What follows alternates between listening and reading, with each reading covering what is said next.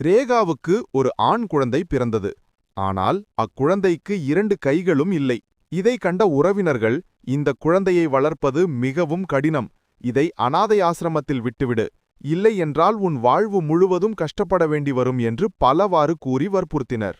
ஆனால் ரேகாவின் தாய்மனம் அதை ஏற்க மறுத்தது.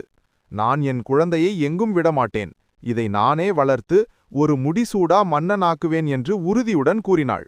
கைகள் இல்லாததால் மகன் கவின் மிகவும் வருத்தப்பட்டான். ஆனால் ரேகா அவனுக்கு ஆதரவாக இருந்தாள்.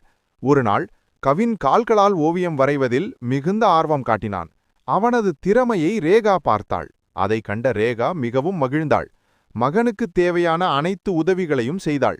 கவின் படிப்படியாக ஓவியம் வரைவதை கற்றுக்கொண்டான். அவனுடைய ஓவியங்கள் மிகவும் அழகாக இருந்தன. பல கண்காட்சிகளில் அவனுடைய ஓவியங்கள் காட்சிப்படுத்தப்பட்டன. சில ஓவியங்கள் லட்சக்கணக்கில் விற்கப்பட்டன. ஒரு நாள் கவின் தனது தாய்க்கு ஒரு அழகான ஓவியத்தை வரைந்து கொடுத்தான். அந்த ஓவியத்தில் ஒரு தாய் தன் மகனுக்கு மகுடம் சூட்டுவது போலிருந்தது. ரேகா கண்கலங்கினாள். நீதான் என் உண்மையான மன்னன் என்று கூறி கவினை அணைத்துக் கொண்டாள். கவின் தனது தாயின் கஷ்டங்களை போக்கி அவளுக்கு பெருமை சேர்த்தான். அவனை அனாதை ஆசிரமத்தில் விட்டுவிடு என்று கூறியவர்களுக்கு முன் கர்வத்துடன் தலை நிமிர்ந்து நின்றாள் ரேகா.